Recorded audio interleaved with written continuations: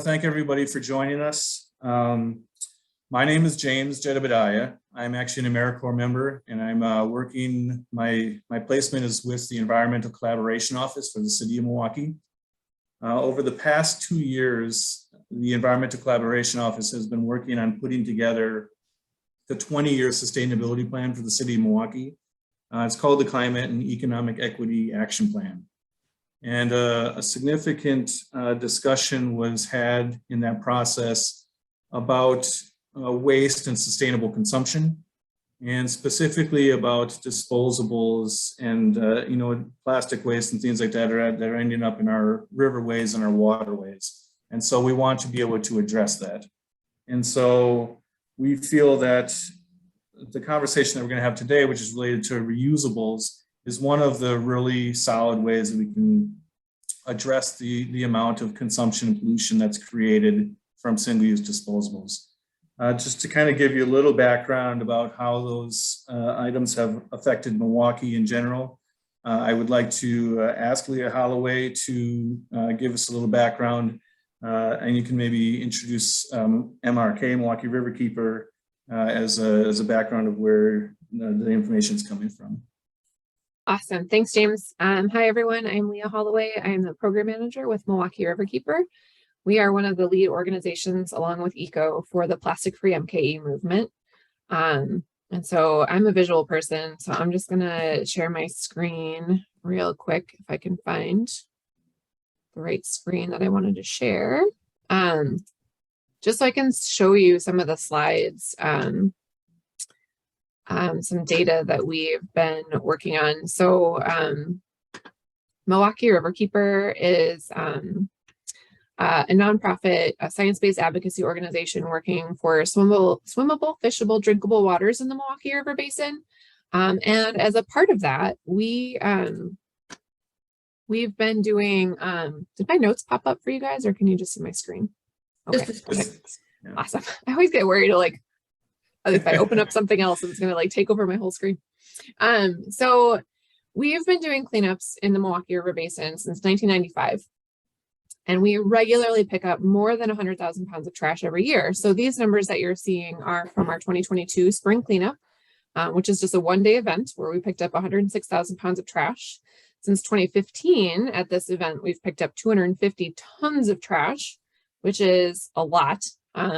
The little graphic there says 20 semi-trucks, if you can't read that. So it's a lot of trash that we pick up every year. And these cleanups prevent the trash from getting into our rivers, where it harms fish and other wildlife. It damages infrastructure, pollutes our drinking water, damages boats and things that are in the water. So there's a lot of reasons why we pick up trash.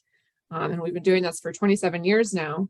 And then we started diving into the data a little bit more. We also host an Adopter River program, which is more of an ongoing smaller cleanups that go throughout the year. And we've started kind of tracking the data, the types of trash that we're finding. And this is just from 2021 alone. And 89% of all of the trash that we collected was single-use disposable plastics. And so the little pie chart there is just a breakdown of the different types of things that we were finding.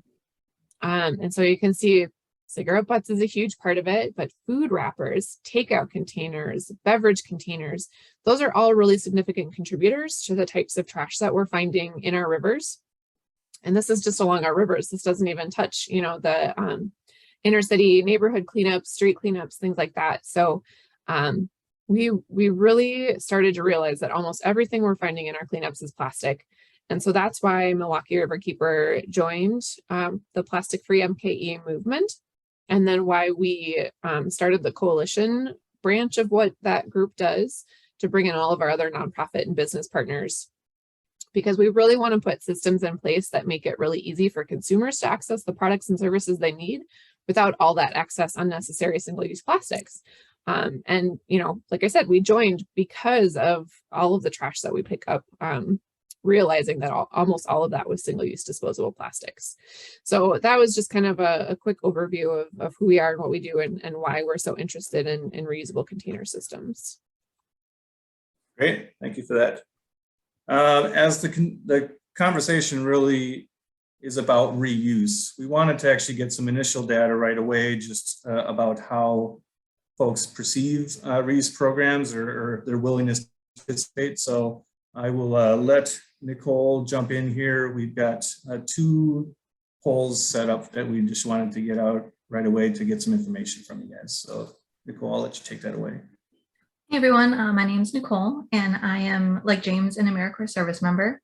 I'm stationed at Milwaukee Riverkeeper as their sustainability coordinator, and I am also working as the volunteer coordinator for plastic-free MKE. Leah, did you have the poll questions ready to go? I'll read them to everybody.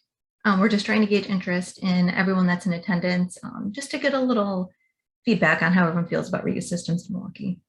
Are you able to launch them, Nicole? It's telling me I got logged out. Let me see. I am able to launch them. Okay, cool. All right. Thanks. So the first question is, how likely are you to patronize a business with a reusable container system? So you can just pick one of the 4 options. So either I would go out of my way to patronize a business with a container system. I would go to a new business with a reusable container system. I would be likely to use a reusable container system if it's convenient, or this wouldn't influence my shopping habits. And for whatever reason, it doesn't let co-host participate. So I apologize for all of our speakers who can't play along.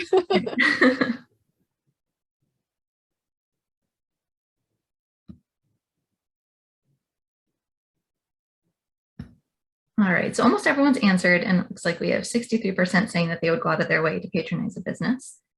All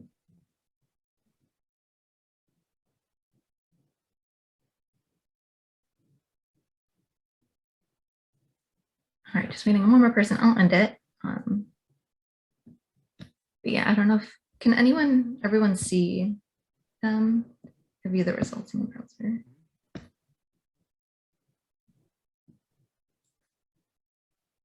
So it looks like 68% of people that answered the poll said they would go out of their way to patronize a business with a reusable container system.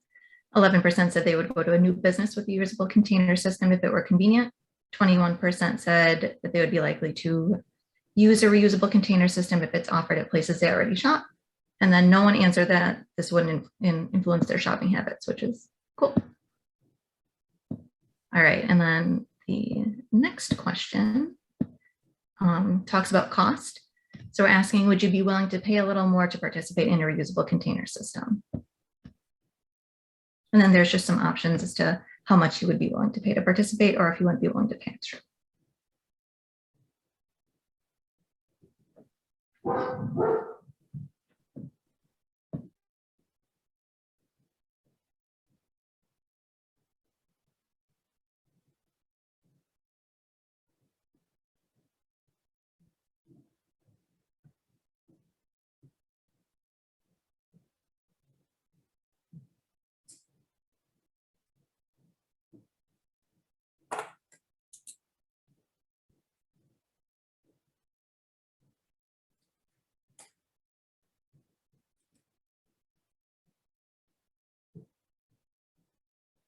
Oh, you're muted, Nicole. Thank you. Forgot I muted myself. All right, so it looks like we're kind of split in between the majority of people saying that they would consider participating even if it's more than 25 cents. And yes, if the increase is 15 cents or less per container. And then no one said that they wouldn't be willing to pay extra. So it's also pretty exciting results. All right, James. Yeah, I appreciate that. So that's good information just to give us an idea that people are definitely interested in these types of programs. And so we definitely want to continue exploring how we can introduce these in our area.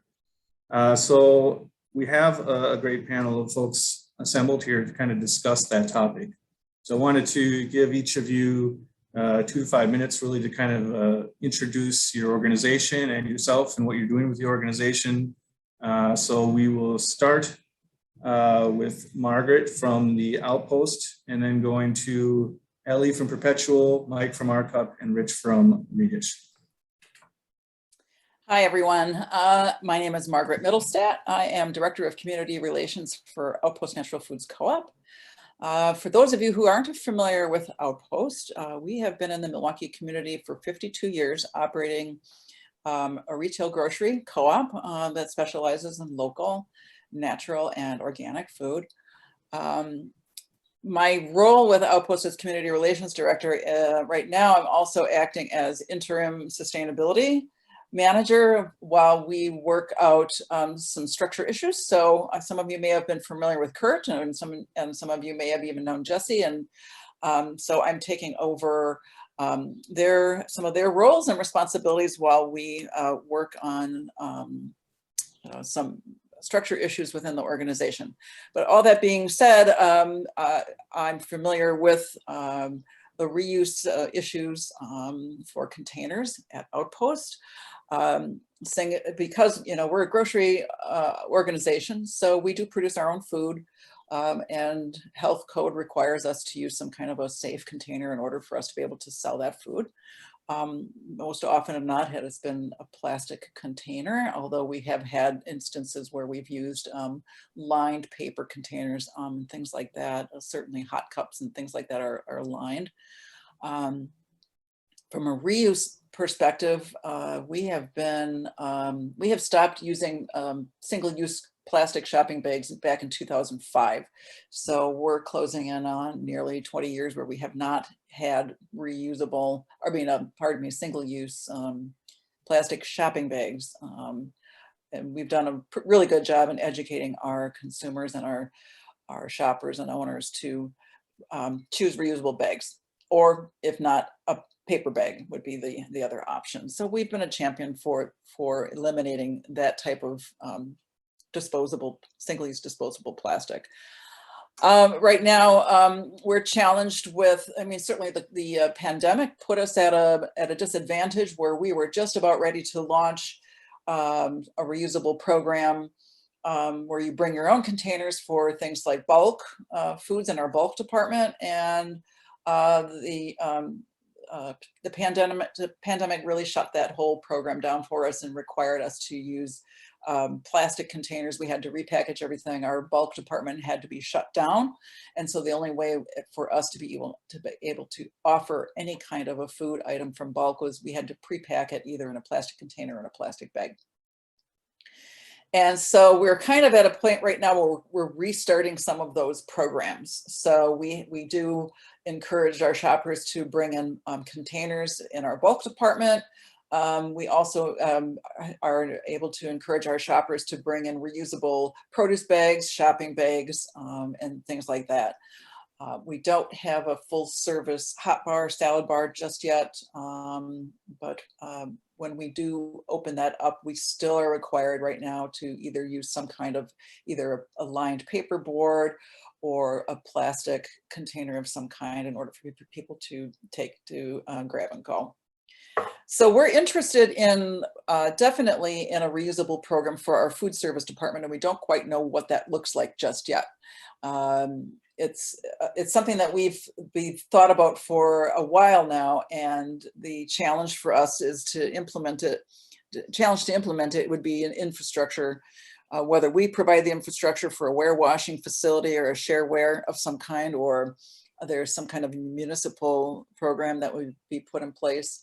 We're interested in that. We are just in the process right now. We're getting ready to launch a survey with captured owner email addresses to inquire with our owners, which we have nearly 23,000 active owners and probably about 13,000 emails, just to ask them if that's a program that they would be interested in participating in.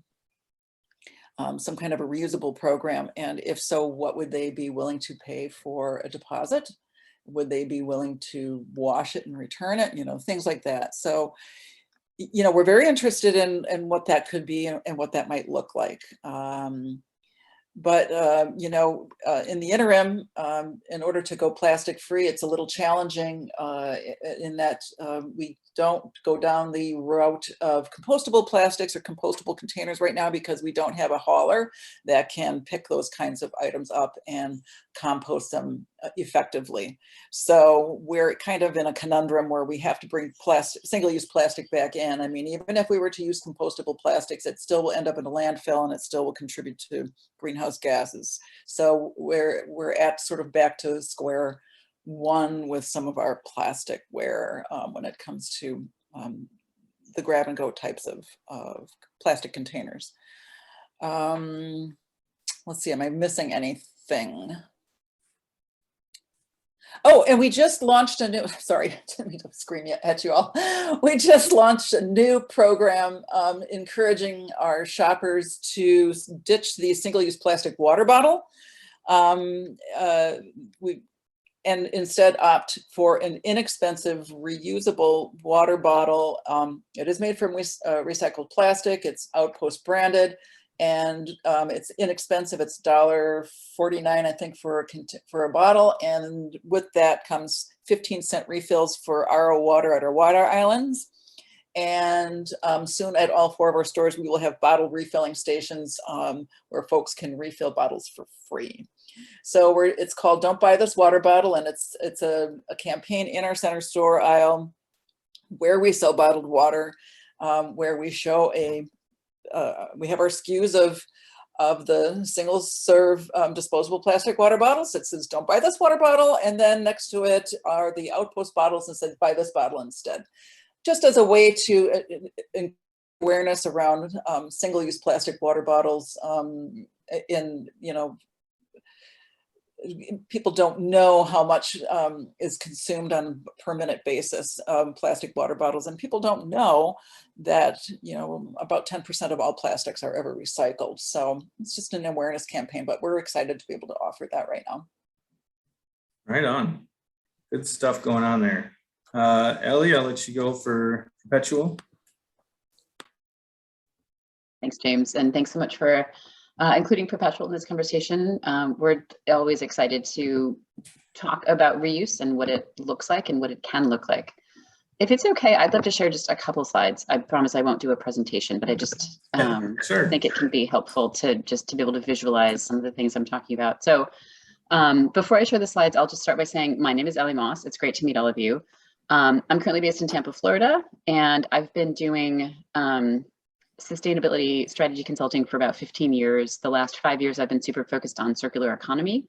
I've worked with large corporates, with impact investors, and with a lot of other people who are working to solve the plastic waste pollution problem sort of across the value chain. But where I've gotten to in the last several years is it really has to be about reuse. So this is both a professional and a personal passion for me at this point. And I'm really excited to share with you today about an initiative that I've started with a wonderful team of experts and humans called Perpetual. And Perpetual comes actually out of a project that we worked on related to just reuse solutions in general. So I'll share in just a second a link. There's a website called the Living Landscape of Reuse Solutions, which is a global landscape of reuse solutions, not just as you might expect it to be.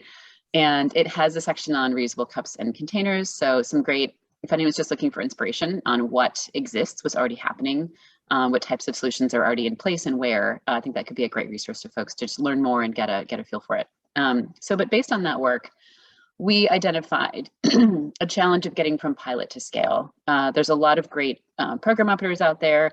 There's a lot of great businesses that are interested in having reuse solutions. And we're just a little bit in this moment where there's enough that's unclear. There's enough that people are sort of like, I don't quite get it. I don't quite understand who should do what, how this can work. So we thought that there was a need for a nonprofit, which is what Perpetual is, to facilitate the process of defining how reuse systems can and should work at the city level. We think cities are the perfect lab for this right now because it is sort of a contained entity where you have the possibility of bringing a system to scale without having to worry about global supply chains, for example, because we're really just talking about foodware at this stage. So Perpetual's sort of purpose in the world is to accelerate the adoption of reuse systems, starting with reusable foodware systems. And so what does that look like for us? We are in the process of commissioning some foundational behavior research because we think there's a lot of questions that we don't have good answers to in the public domain around how people, what will best meet people's sort of conscious and unconscious needs around reuse. And that can be everything from, should we call it reuse? Or, for example, I was in Vancouver a few weeks ago, and the Tim Hortons shareware pilot there is calling it returnable cups. So you can get a returnable cup. So there's sort of questions around, what's going to be most appealing to people in that context. So there's a bunch of stuff to sort of foundationally want to learn. But ultimately, our goal is to partner with cities and to come in, partner with the sort of the local nonprofits that have been most engaged in reuse to date, and then work with them to understand and bring together the rest of the community, whether that's other NGOs, business owners, the whole range of government stakeholders who need to be involved in something like this. And then we facilitate a process to define a city's kind of reuse system requirements based on a whole set of system design considerations that we've identified, but all of which need to be informed by local context, equity and accessibility, things like that, making sure, of course, that the reuse system ends up being better than a disposable system, which is not an automatic thing. And so then our role is really to sort of help identify what is the appropriate governance model for reuse in a particular place, and then to create specific roles within that can be bid out. So, food-aware program operators that already exist in other cities or even in that city that want to sort of submit their proposal to play a specific role in the system would do that.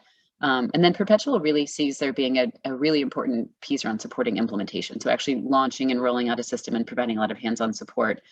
There's some really interesting, especially when you think about open loop systems, the staff training is a huge piece of success there, making sure that all the different restaurant staff, seasonal and otherwise, are prepared to answer questions about reusable containers. What about this? Why does it look dirty?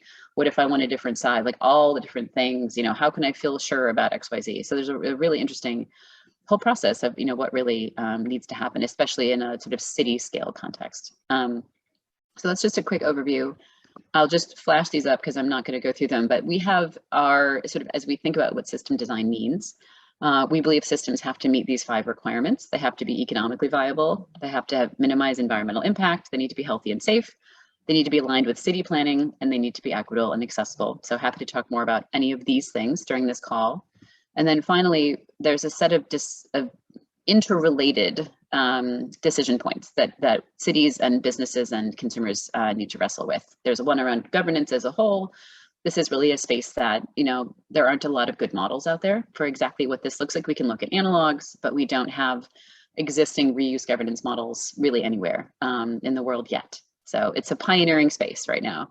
And then, of course, there's technical, economic, and behavioral considerations in system design that all have some, you have to make a series of decisions as you design a system. I know many of these are things that existing program operators have wrestled with and have very good insights and hypotheses on and have an existing model that works. So always excited to take specific examples of that. But I think part of Perpetual's role, or the role we expect and hope to play, is to just be really thoughtful about these, so that as cities are investing in infrastructure or setting up programs, that you're just really making sure from day one to design the system to work for everybody. So I will stop there. Hopefully that I wasn't keeping track of time, but I hope that was pretty close. So thanks, James, and looking forward to the discussion. No, that was great information. Appreciate that. Mike, how about some rCup background? Sure. Hey, thank you so much for including rCup in this meeting. I really appreciate it. Ellie, the work you're doing is so important. Thank you for that. I have to say, I love this call. Probably James knows this, but I grew up in Waukesha, so I have a deep connection with the Milwaukee area. Senator Gaylord Nelson was sort of my mentor in the environmental movement when I started developing sustainability strategies back 32 years ago when I produced Earth Day 1990 in the Mall in Washington, D.C. So I've led a company for 32 years called Effect Partners that identifies major sustainability issues and comes up with companies or concepts that become campaigns and become movements. So I helped contribute with Gaylord Nelson, making Earth Day an annual event, created the first global warming campaign, helped launch green energy in this country, worked with Toyota launching the Prius, and probably most known for the concept of live event sustainability, developing Live Nation and AEG's sustainability programs, and sustainability director for Jack Johnson U2 and Rolling Stones and a variety of other artists. In the process of all this work, the solid waste crisis has been a thing top of mind for many, many years. And I've tried to figure out how I can apply this model of creating concepts that become campaigns and movements to the solid waste crisis. And what we decided ultimately was needed was to building the infrastructure, the platform for the reuse economy to solve for this. So what we did is we toured with the world's leading artists over the last several years, waking up people to the concept of reuse. Then the strategy was to go and partner with cities to develop the infrastructure for the reuse economy. So we've done this already now in Denver and in Seattle. Excited to be working with groups like PR3 and others in the city, and working with the city to figure out what they need, how they need it, what it looks like.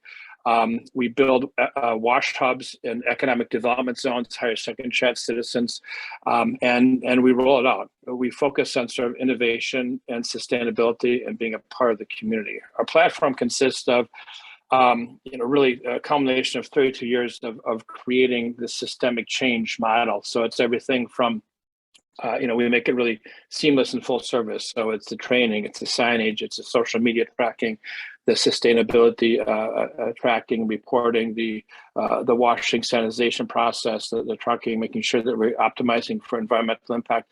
Bottom line is making it really easy and affordable for cities, for venues, for restaurants, for coffee shops to be able to reduce their single-use waste. We are called rCup. We have rWare as well, and we have rTurn, which is our tech platform. So the rWares are containers for to go and so forth. With our wash hubs, we wash other companies' containers or other locations containers. So Margaret, we could help you, for example, with your situation there with the to-go-ware. From our perspective, we feel like this is a global problem. It needs all of us who care about this to come together and figure out solutions. ReDish, I'm excited to meet you guys. We haven't met before. I look forward to connecting with you during this call and after this call. It's a global problem, but what's exciting, and we have people like James and the team there in Milwaukee doing the work that you guys are doing. It gives me hope. And what I see, there's now about 20 some other cities that have similar roles here, which really indicates this is the way of the future. This is where things are going. And it's exciting. We're excited to be a part of this. And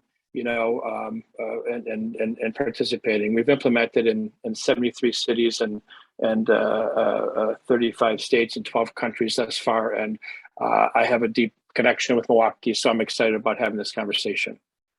Thank you. Great, appreciate that. Rich? Hi, everyone. Rich Grisey. I'm head of sustainability at ReDish. We're based in Brooklyn, New York. Thanks so much for having me. It's a pleasure to be here. It's great to meet rCup finally, and the other faces I know, like Ellie. Good to see you again, and James, of course. We've talked a number of times. It's hard to follow that, Michael. I've been aware of rCup for a long time, and yeah, I'm just super impressed with what you have accomplished. So props for all that work. I'll give you our brief story. I feel like some of it is very similar to yours, but I launched my first reusable food container program back in 2012 at the University of Michigan. So I have some sort of Midwest connection. I was in Ann Arbor for 3 years in grad school at that university. And that's, just coming to the fact back then that reuse was really going to be the future eventually.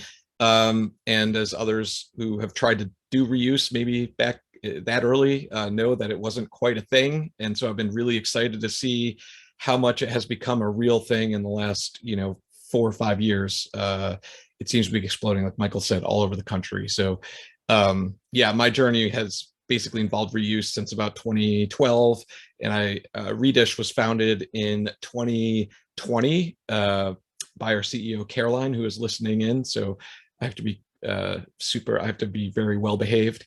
But she founded the company in 2020, and we went operational in our Brooklyn warewashing facility in April 2021. And our target market is large corporates and other institutions. Our kind of go to market is replace as much as possible, as quickly as possible. You know, that would include that makes sense, similar to the events, reaching a lot of people and getting them accustomed to reusing. And our approach was, well, these large corporate office places are using a lot of single-use stuff, which was a surprise to me at first. I kind of thought fancy offices in Manhattan would be serving everything on China, but lo and behold, no, that is not the case. And they did all switch to, in New York, we have a foam ban, but even before then, they began switching to compostables. And there is definitely not compost processing facilities don't want the stuff if it even makes it there. And most of the time it doesn't even make it there. So, you know, reuse is finally, you know, we built the infrastructure with the warehouse, or not the warehouse, sorry, the dishwashing facility. We have a suite of products, mostly to-go containers, and we have a cup, and we basically, like a linen uniform service, we try to make it as simple to swap to reuse from single use as possible. You know, so we deliver the products just like companies would receive single-use products. All they have to do is serve their food in those products instead of single use. Their employees at these companies, the one big behavior change is they have to put it not in the trash bin, but in a bin right next to the trash that really is reuse labeled. So, you know, even with that small of a change, loss rates start higher because people have to do any change, right? But we've learned a lot in the last year, and our loss rates have come down an incredible amount. So even without accountability systems like apps and deposits and everything, we've gotten our loss rates under 5% at most of our clients. So, and we presume it will get even better and better over time. And we're talking about clients that, if you named a big brand with a big office, it's those sort of people, and they're coming back to office. A lot of them are starting to do 500 to 1,000 products per day, and some of them start doing 2,500 coming on in the next few months. So we're picking up, cleaning, and delivering several thousand products a day at this point. We're aiming to double that in the next couple months, and then hopefully get ourselves up to 10,000 an hour or so by the end of the year. So that's really kind of the ReDish story. You know, we're not just about waste reduction, even though that's a huge thing. It's also a climate issue, a large impact. You know, the largest impact from a lot of these products is actually upstream when they're manufactured. So we don't think they should be made at all. And that's not just, you know, we want to get rid of the single-use plastic, but we want to get rid of single-use everything. And I think people are starting to learn more that even compostable single-use doesn't make a lot of sense. So in a lot of ways, the market is coming in all of our directions for reuse, and we're very excited for that. And as Michael said, we're building the infrastructure. We're looking to expand to other cities. We will wash our own stuff, and we will wash whoever else needs things washed as well, because a big, we, like everyone else has identified, a big hurdle to reuse is the infrastructure. I learned that back in 2012, trying to launch an Ann Arbor pilot project. We had restaurants who were willing to do it, but no place to wash. And so I'm excited to have that now. I'll stop there. I'm sure we could talk a lot more, and will. Great. So definitely a wealth of knowledge here on the panel. So I'm really excited to dig into some of these questions here. So I'll just jump right into the first one here. So how have single-use disposables impacted or affected your business? And in this question, I guess, Margaret, as it relates to Outpost, kind of interested in how you've maybe seen products trend towards disposable over time, how that maybe impacts your waste stream or your purchasing. For Ellie, Michael, and Rich, possibly how concerns over single-use disposables have maybe driven folks to seek out services or consulting like you guys are offering, maybe any kind of laws, ordinances, policies, or anything that maybe have steered you in that direction at all. And we will, moving down in the rotational order here, we will go Ellie, Mike, Rich, and Margaret.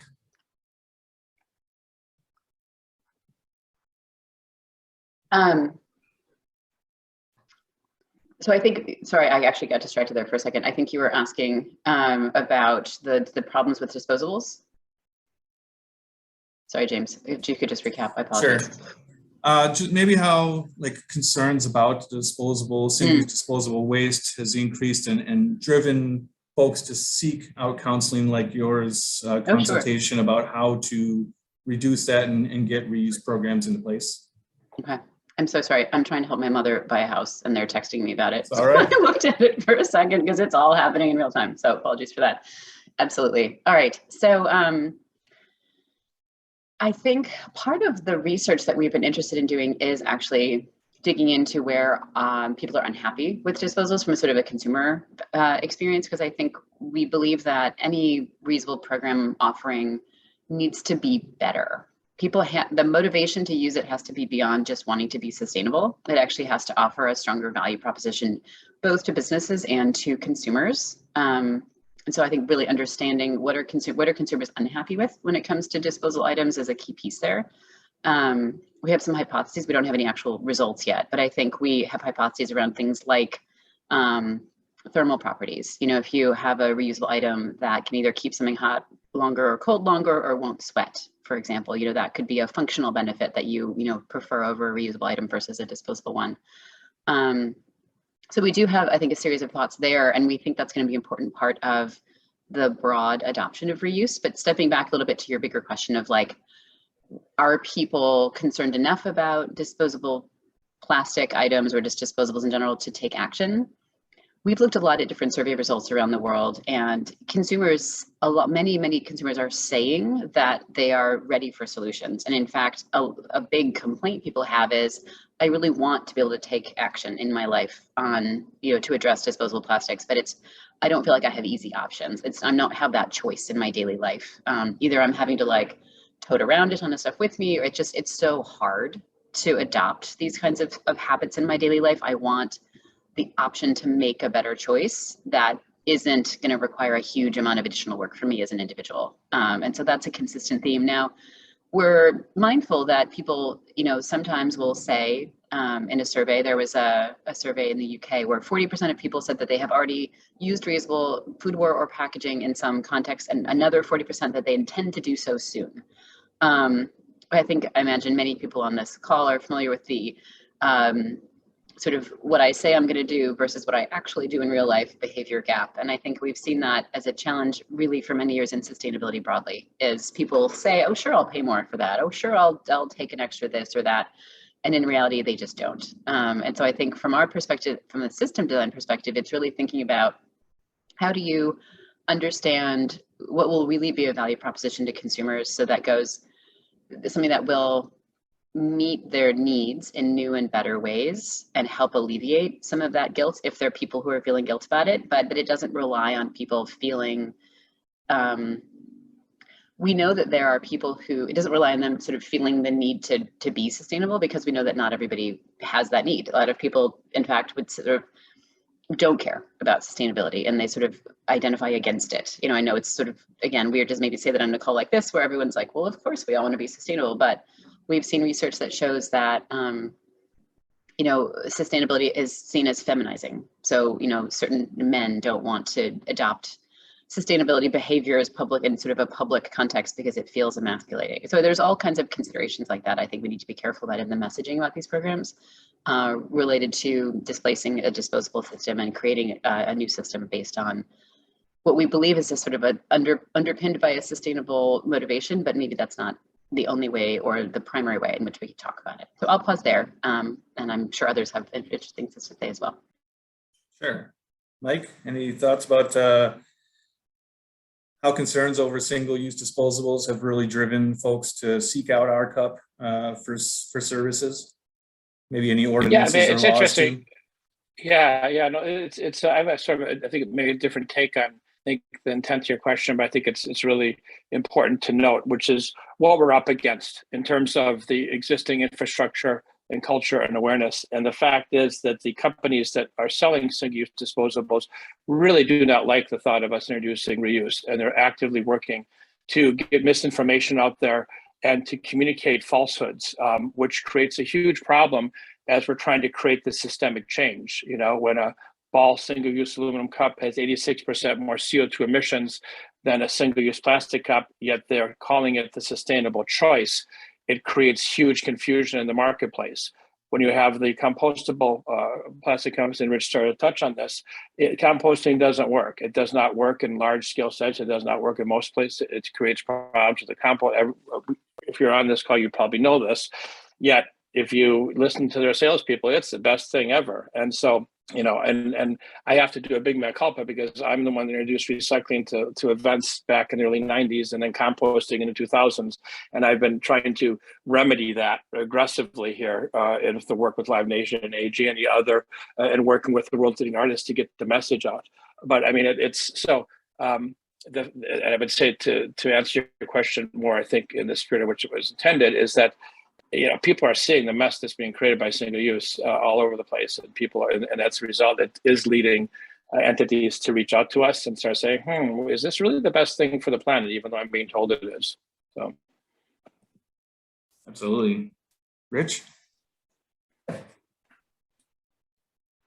Yeah, I love all the different angles on this based on everyone's. Yeah, we all kind of have very different roles in the reuse economy in some ways. So yeah, I mean, in our specific situation, most of our clients are large institutions, and while consumer awareness certainly during the pandemic skyrocketed because of all the, you know, everyone was ordering in New York City, right? New York City is a delivery town, and the amount of single-use items used in this town in a year is earth-shattering.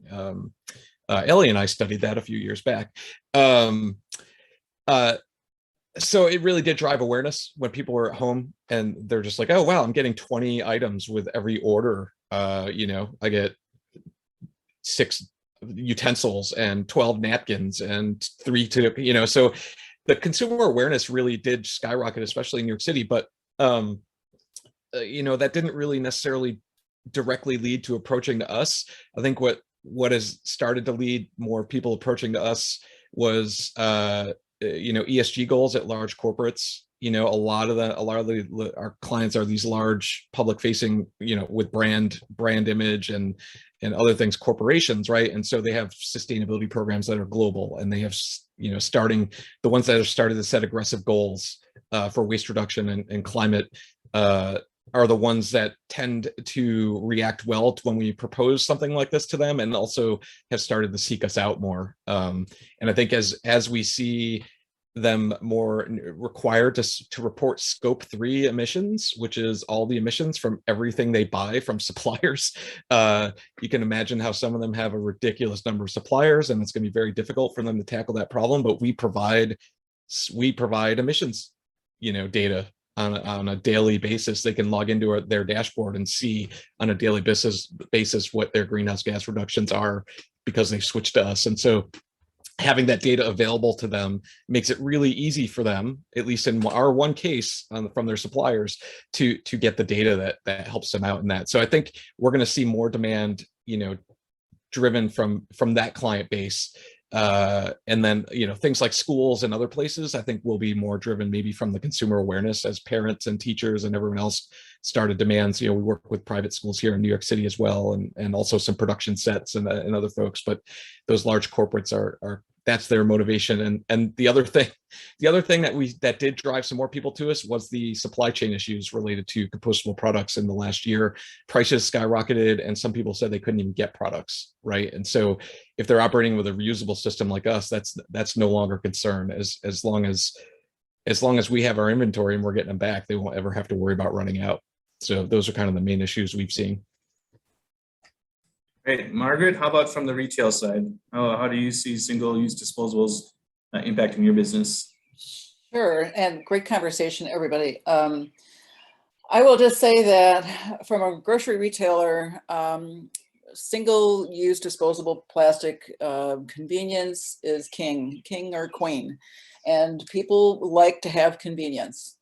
And changing that culture is going to be incredibly difficult. And, you know, we continue to take strides to alter that perception of the single-use disposable plastic item.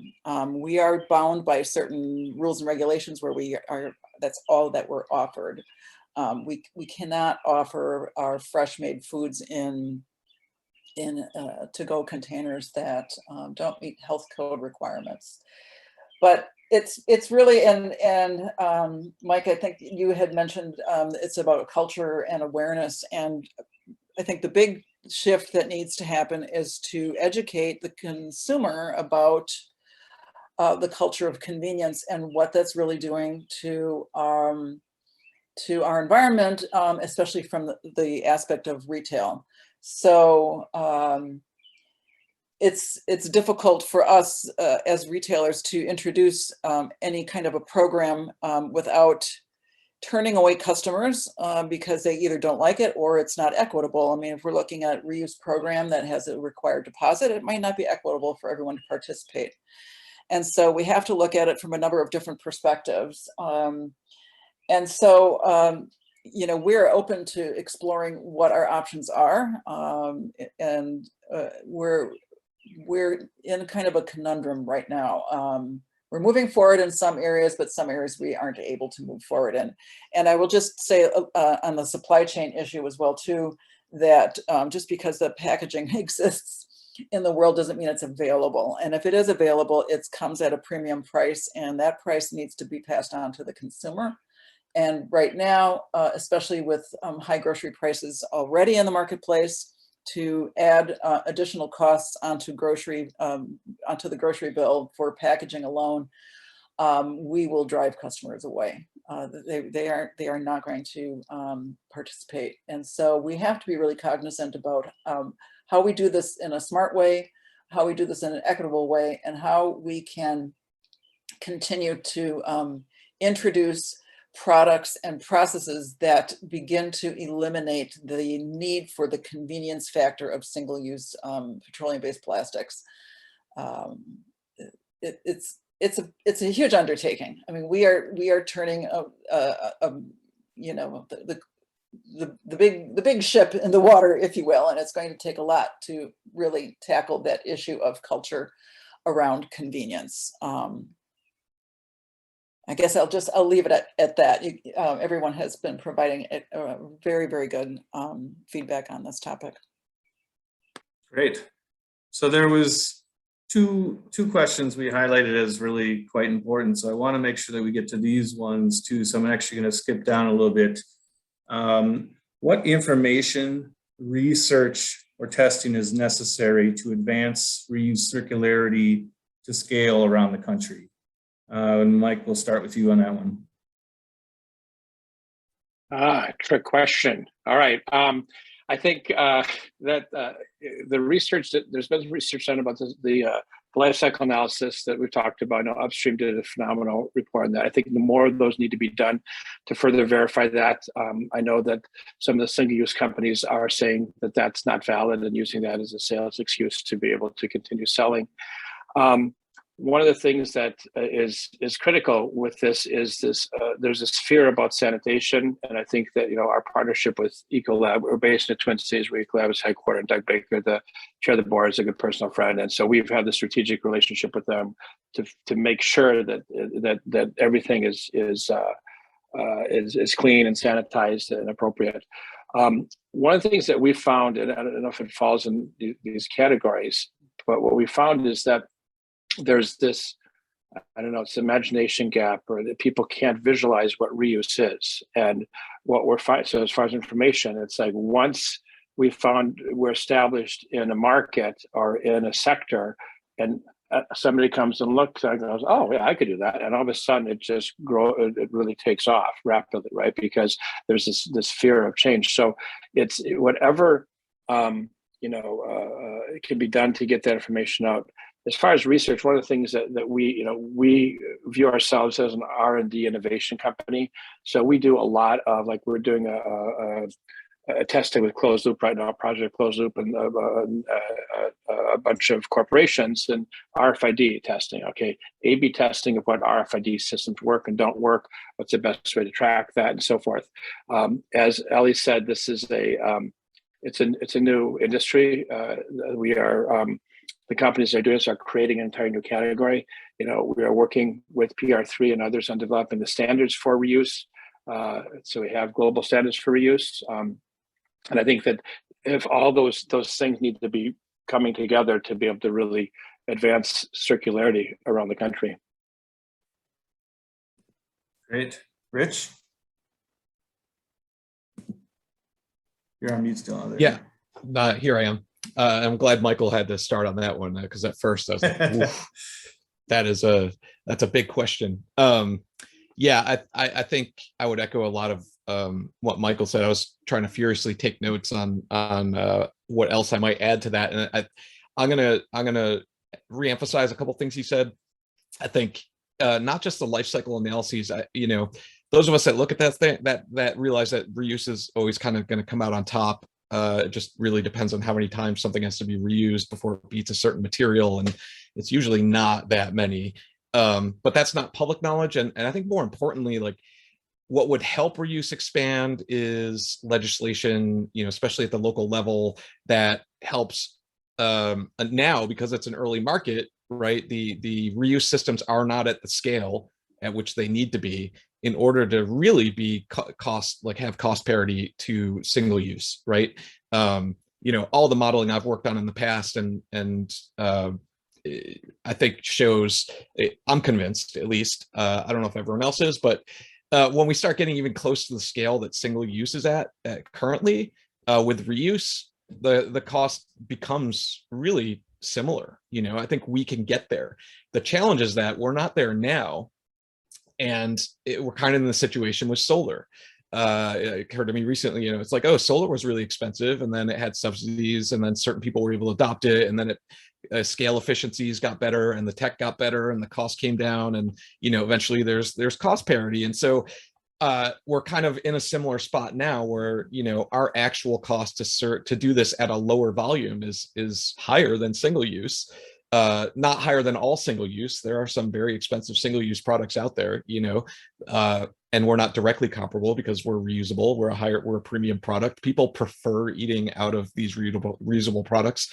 They like them a lot more than single use, right? So it's hard to compare exactly apples to apples, but so back to the legislation that would help narrow that gap would be helpful, right? Like fees on single-use products, that sort of thing. We've seen in Berkeley and elsewhere, if I've missed some, but so that would be helpful. And I think what would help that legislation is if cities and jurisdictions understood the emissions that are coming from the volume of single-use products that are flowing into their cities.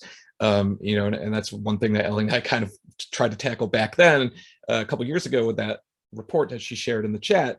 But I think each city kind of needs to see, what data, they don't have that data, right? That the data on how many, sugarcane bagasse clamshells are flowing into New York City exists. I know a company that has it, but it is very expensive because they are a market research company, right? And they don't just make that information public. But if that information, for example, if New York City could just say, oh, listen, we have 23 billion products, coming into this city every year, and the emissions impact from that, all the manufacturing of all that product and the waste of it are, X, Y, and Z, it might encourage them to push forward some of this legislation. I could say a lot more, but I did want to say so that we're also in the place where we need investment. Reuse infrastructure is not free. 10 years ago, I was a bit more naive and I was like, we could just do this. And then, I did it and I was like, oh yeah, it's expensive to set all this up. It takes time and money and equipment and all these other things. So investment, and we're starting to see more investment in the space, which is great. And then I would totally say reemphasize what Michael said about it is a sort of an imagination gap. And I know Ellie agrees with us a lot because often our clients will visit our prospects will visit other clients. A lot of people in the food service operator industry know each other, and in New York City, they will wander from one building to another to see what they're doing.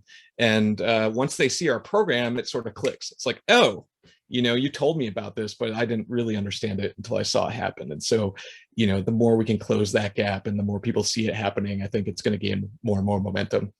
Because once we sort of got the first couple, it started to gain steam more easily. Anyway, I'll stop. That was a lot. That's great. Margaret, your thoughts on that too? What information, research, or testing is necessary to help advance circularity from the retail side?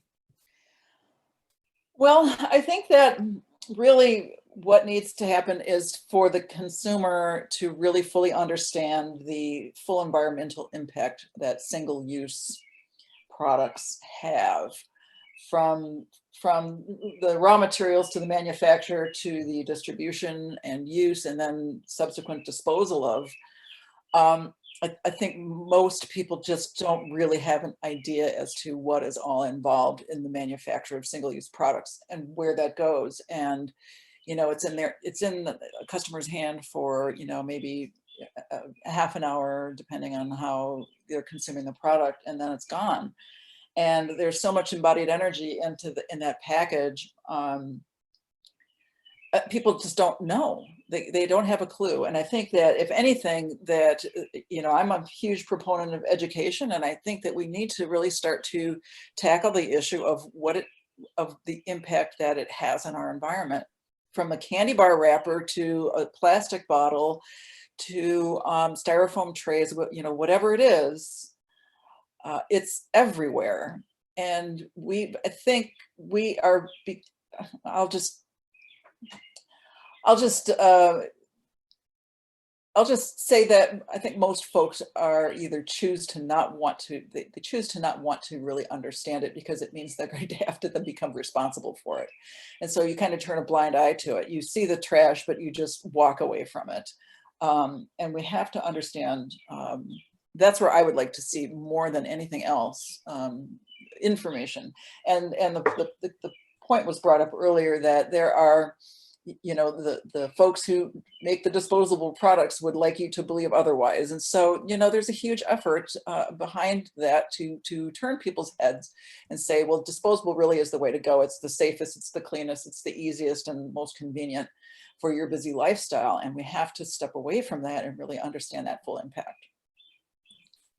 You know, it's interesting you mentioned the 30-minute concept there, because I just spent some time at Summerfest over the weekend, and everything everybody buys there is probably in their hands for less than 30 minutes, and it just ends up in a garbage can. So yeah, it's a very, very potent point there. Ellie, your thoughts? Well, I love everything that's been said so far. It's both nice and hard to go last, but really appreciate all the discussion. I think what I would add in the question of what research is needed, I think LCAs, and Rich put it out, like those who know, it's very clear that reuse is better from an LCA perspective, but there's a lot of noise out there on LCAs, and it's really hard to, I think, there's not like one LCA right now that helps you really compare everything and understand.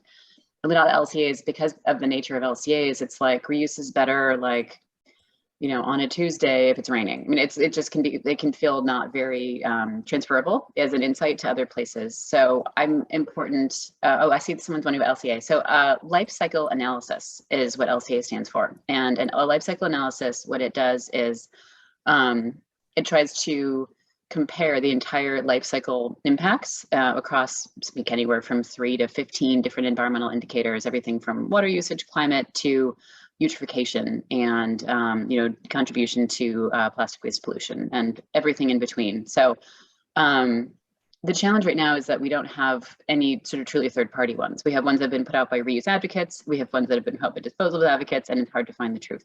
There is a group right now at University of Michigan that's working on a parametric model for LCA that I think could be really useful. I think it's meant to be published by the end of 2022. So look forward to that in the not too distant future, assuming they're able to be successful with that. And their goal is to both highlight from a design perspective, like these are the 5 things that matter most when you're designing a reuse system to make sure it's better. So as Rich said, it's the number of uses for an item for sure, but it also is what's the source of energy for the washing and how efficient is the washing. There's a handful of things that we know matter.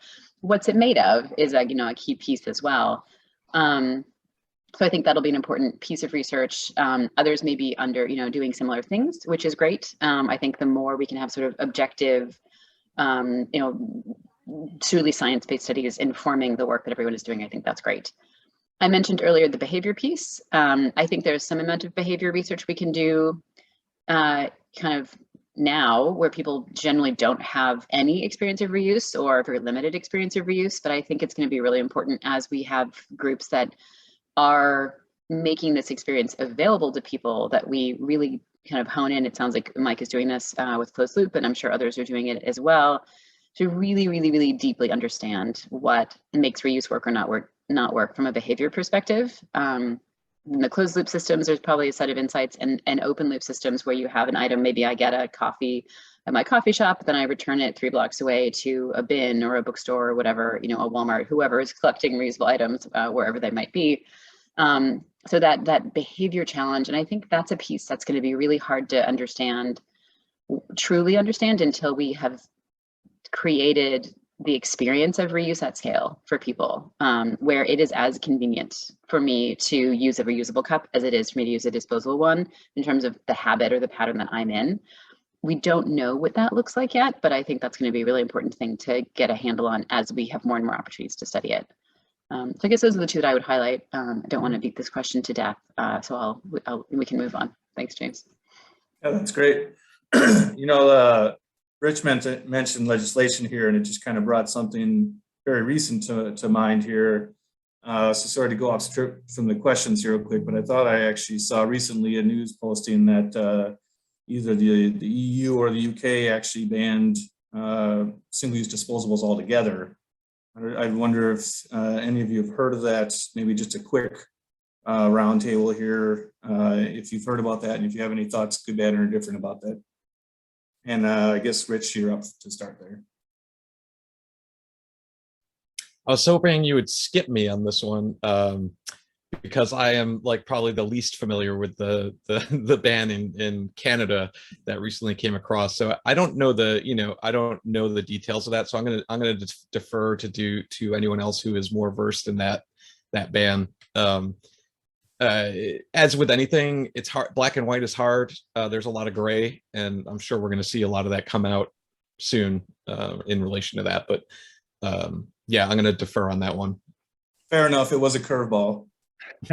I have a couple of thoughts about that. I just saw Terry Bruce Wiggins, is Europe doing any better with reusables? Yeah, they are. As I saw in 2011 in Zurich, the program where if you got your first beer, for example, you put down 10 euros, you get a U2 branded cup and use it throughout the event. At the end of the event, you can turn the cup and you get your 10 euros back or keep it. And that's just evolved and grown. And there's deposit models, there's no deposit models. As far as Canada, I want to speak just in general about legislation. We see what's happened in California, where there has been legislation that's introduced, and the 25-cent penalty on single use, and even the big penalties. It really works. It starts to re-educate people from a policy standpoint, and we as creatures of habit aren't going to change unless there's some other reason to do so, and that's one of the reasons that can help. Ellie, you have thoughts on this, or Margaret?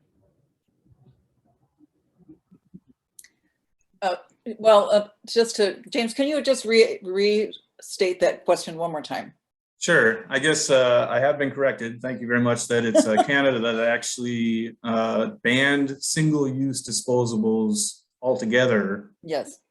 I don't think it goes into effect for another 5+ years or something of that sort, but just trying to get your initial thoughts on that. Well, and when I read that, I immediately sent the link to our plastics team at Outpost just to consider that, there is action afoot, and at some point, perhaps there will be legislation introduced in the United States that will follow suit. I don't know. I will say that, in talking about reusables, I mean, I would imagine, just from the perspective of Europe, they don't have the land mass. Countries are smaller to just dispose of things as they come in. I would imagine that reusables are much more stronger in European countries for that fact alone.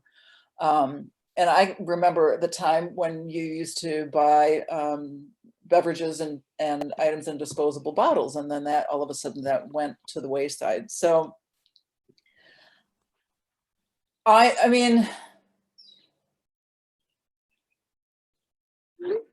I guess that I would welcome other people's perspective on that. I mean, I think that Canada's going to be, if they're showing the way, we can learn a lot from what they're proposing.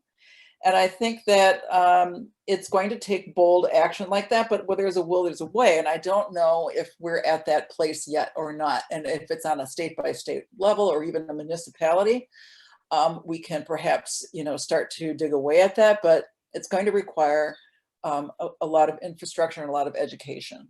And I'm curious to see where Canada is going to go with it. I think it's exciting.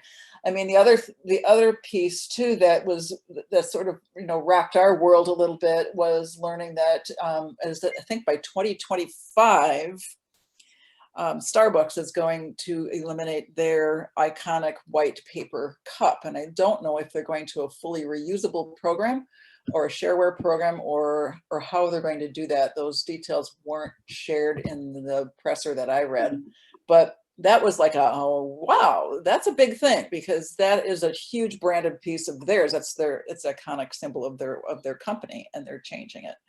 So I think some companies are starting to smell the coffee, so to speak, to use that pun for them. But it's going to take a very large effort to move that needle, I think. I'm curious to see how Canada is going to do it. And I'm hoping that we can follow suit in some way. I do have to say, if I could, in tracking this for a couple of decades, and especially the last several years, it's been a real tough road to try to make inroads. And immediately, and COVID just was push everything back. But right after COVID, it pushed back because the plastic industry created this fear of touching things to get COVID, which you couldn't. But what we've seen recently is, as the world's opening up again, it's almost like the world has realized Mother Nature can kill you, and more people are now waking up to the fact that they want to and can do and need to do something.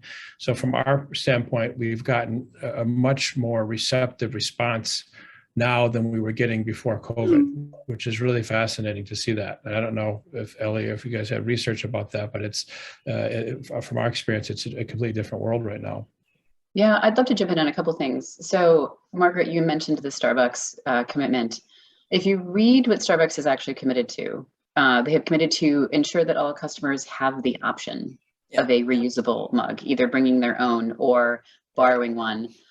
So I know from conversations with folks at Starbucks that there is a real interest in being leaders on switching to reuse, though they're still figuring out exactly what that means, like what can they do and how can that work. But I think they have not committed to give up their iconic cup. I think it was reported that way. I mean, there were definitely a lot of articles that framed it that way, and I think that was misreported. So great to see the instinct for leadership from Starbucks, but they're not changing the world just yet, from what I understand.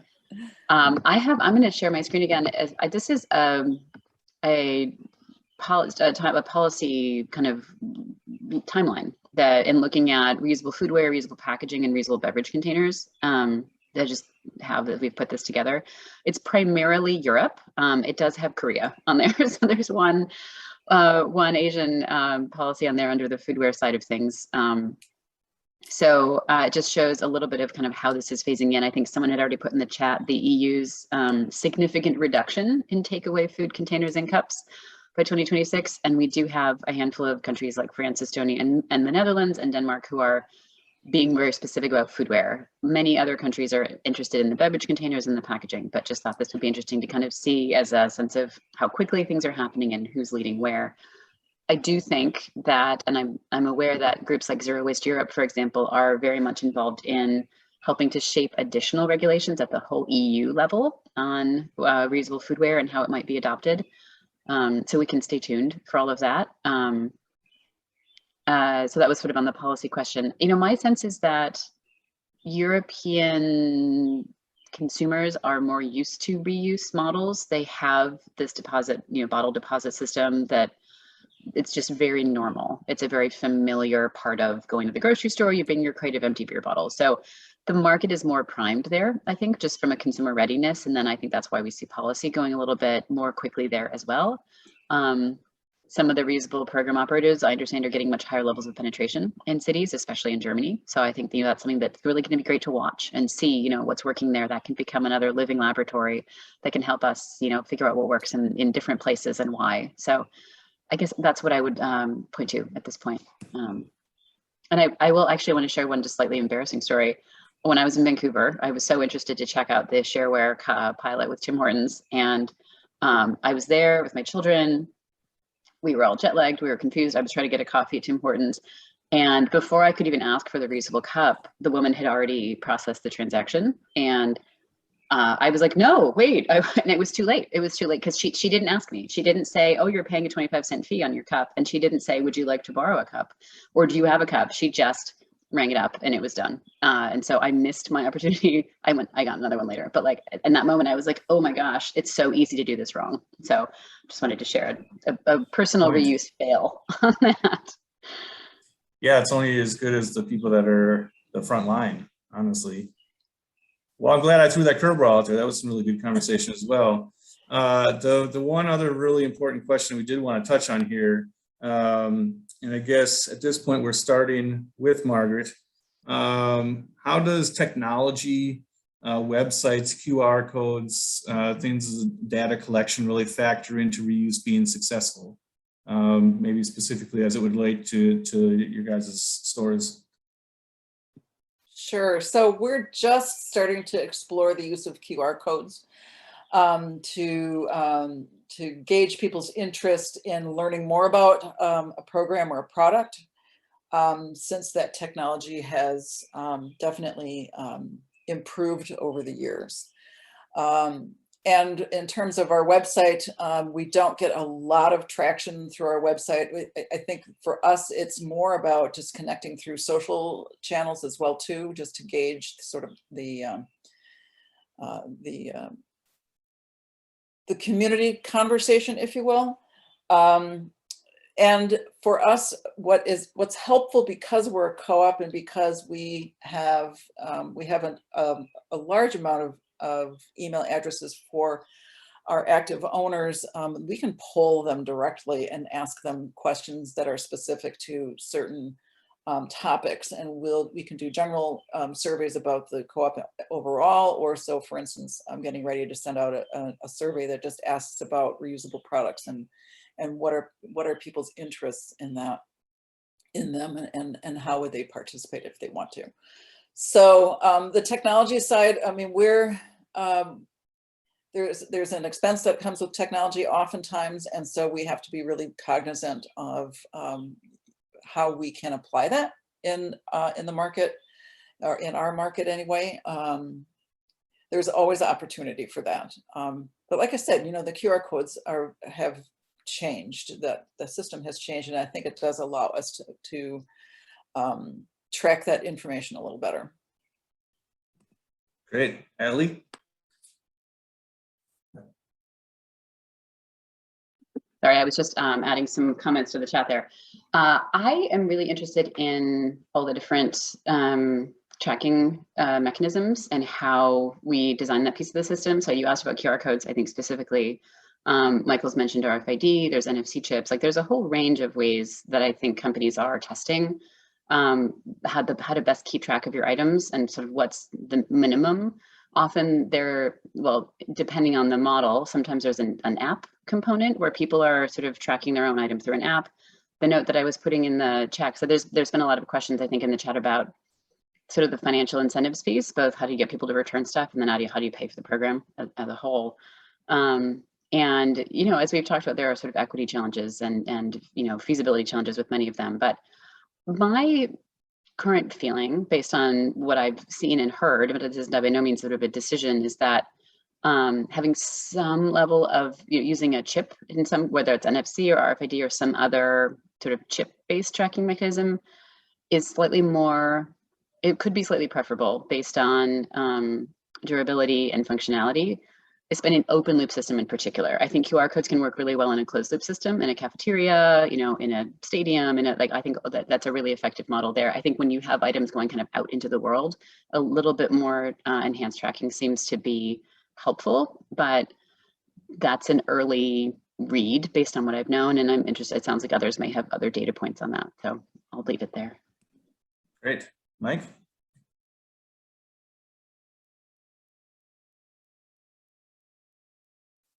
Mike, you're on mute still.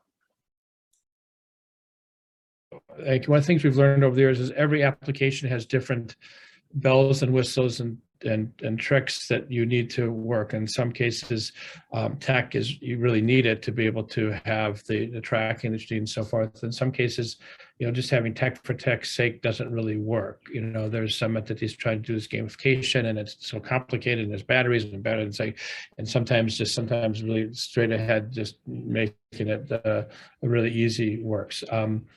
I think that there's one of the things that we really value with the coming out of this RFID test, because what's so critical for us is the tracking of environmental impact and tracking every component in terms of water and toxins and everything.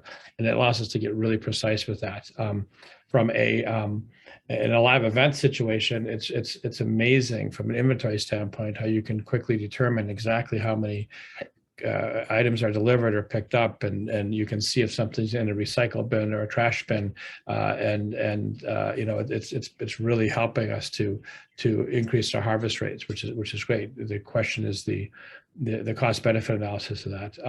So anyway, it's we've done with some of the ROS stuff. We do QR, we tested that. One of the challenges, of course, in the chat, I know people have talked about it.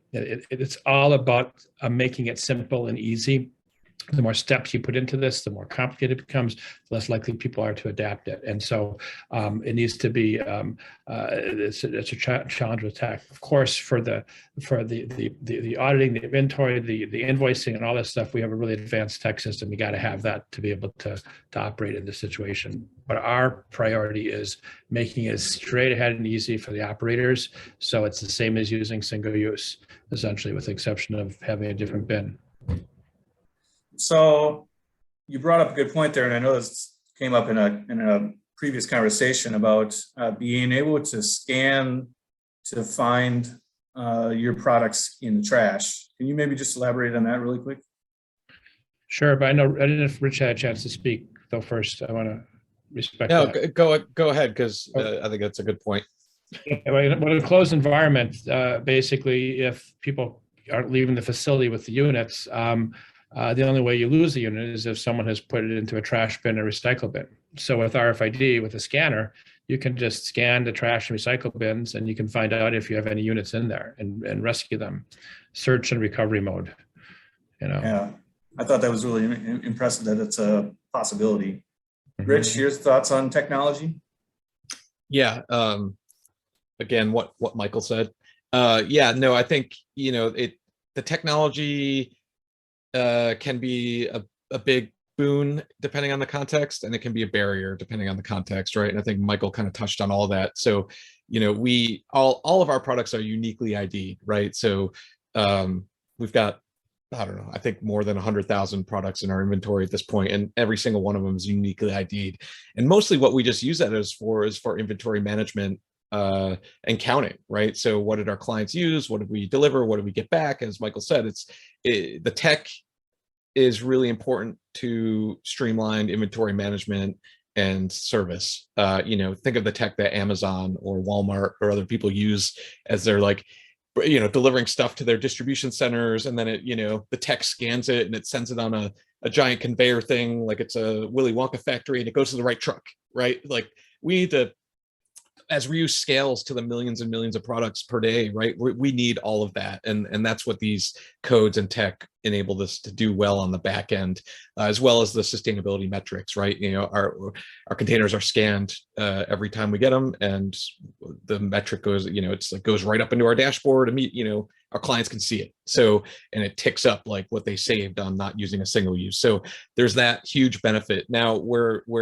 you've run into the barriers is when you require folks to download an app, right? And that it's not necessary in situations where we work, because we work in what people are referring to as the closed systems.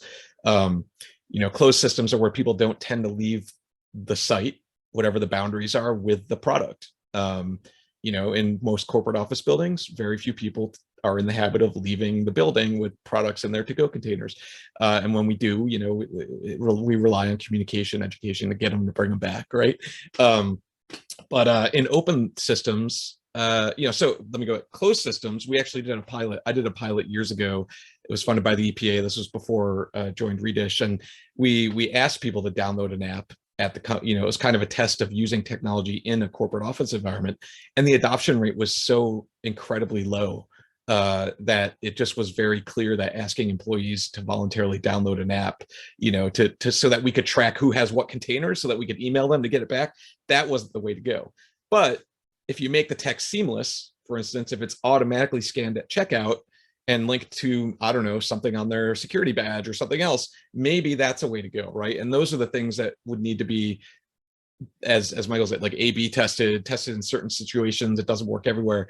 But that's where tech could be useful and not a barrier, but it has to be seamless, because we, you know, as Michael said, every step someone has to take, if it's voluntary, it's going to reduce adoption of whatever you're trying to do. So, and can I just jump in real quick on that, Rich? And, sure. and I appreciate that feedback on that closed system. That's very doable with a closed system. But when you're talking about an open system, I think some people are averse to having anything of theirs tracked, right? Especially in today's day and age, you have to be very cognizant of the fact that not everybody wants to be followed in such a way. And it could be perceived, there's perception out there that an RFID code on a container, while it's great for tracking that container once it leaves the building, not everybody wants to know, well, did you know where I took that container, and so on and so forth. So there's a fear issue with regards to that. And with regards to, you know, having an app available, you know, technology can be a great support system, but it can also be a hindrance for people who don't have access to technology. And we need to be very careful about how much technology we rely on in order to make a system work if we want to have this equitable and accessible for most people. And so we have to be, you know, cautious on how we bring technology into the mix. And I'll just leave it at that. Absolutely.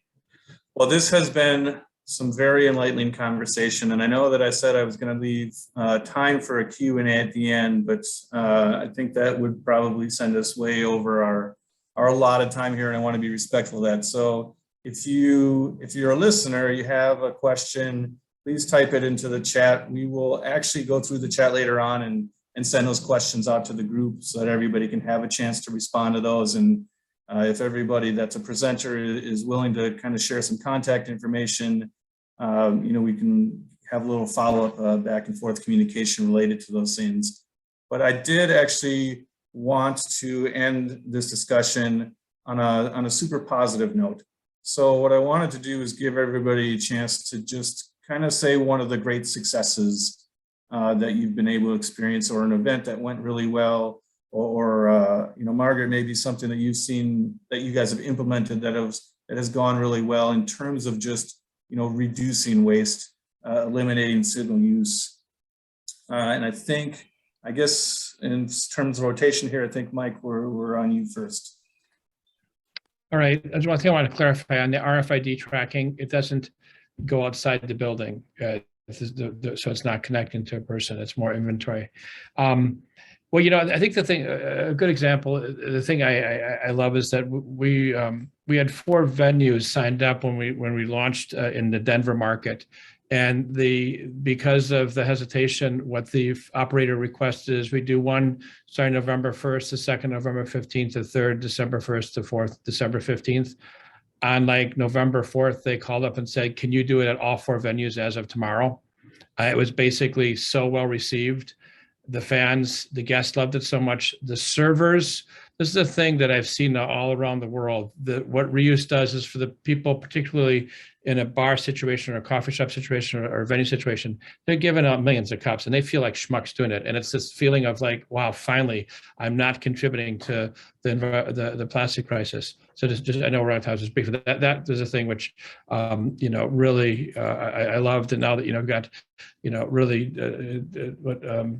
literally hundreds of thousands of cups we're eliminating from going through for the waste stream every month now. And it's really exciting to see that traction take hold and know that can scale and needs to scale. That is great. Rich? Yeah. First, it's just really gratifying when you switch to reuse. People aren't necessarily familiar with what it is or that it's even a thing, but we recently got a comment that someone cried because they were so happy that they didn't have to throw away a container after they ate their lunch. So that's gratifying. And then just the quick other thing is, and I can't say their names, but I don't want to shame a company, but there was one company where people were very accustomed to taking free food home. And when we first launched with them, the loss rate was astronomical. Think like 1 out of every 2 products not coming back at first, for the first month. And 5 months later, their return rate is now in the 90%. And so that is just like a very big win, and it feels really good, and it demonstrates that once people get into the right habit, right, and we're using the right messaging, and we're talking to them and communicating, this will work, right? Most people will do the right thing. It's going to take a little time and adjustment, and it just gives me hope that we can all get there. We can steer the Titanic. Yeah. Margaret? We can steer the Titanic, that's for sure. I would say, for us, it's bags, and like I said earlier, when we first started, we eliminated the single-use plastic grocery bag almost 20 years ago, and we never looked back. And the money that we saved in the cost of those bags, we could apply to either lowering prices or to other educational programs. We don't need to offer a deal for bringing in and reusing your bag. Our customers are accustomed to doing that, and a little education goes a long way, and you just got to keep reiterating that story over and over again until people finally get it and they change their behavior. So that's always been just a positive for us. And I think in the last 3 years, 2.5, 3 years, the other plus mark that I would say would be the switching out our plastic produce bags and going to a compostable bag, which is actually compostable in a home compost system. It breaks down relatively easily over a very short period of time. And then combined with that, the awareness campaign that you can actually bring in your own bag if you have your own cloth bags, or you don't even need a bag, really. I mean, you don't need a bag for potatoes, right? You can just let them on the car or on the conveyor belt, and everything is fine. So I think those are 2 big pluses for us. And it's always a little bit of a shift to get people to change, but once that behavior has been adopted, it's like, oh, you don't even think about it anymore, you just do it. That is great. Ellie, you get the final glory here.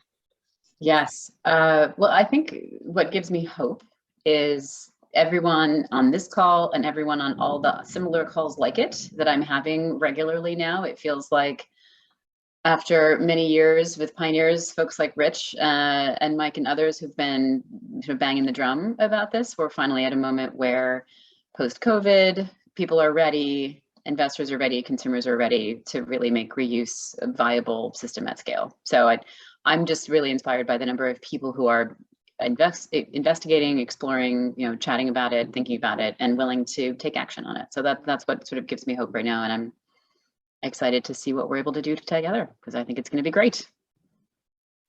Good things on the horizon, that's for sure.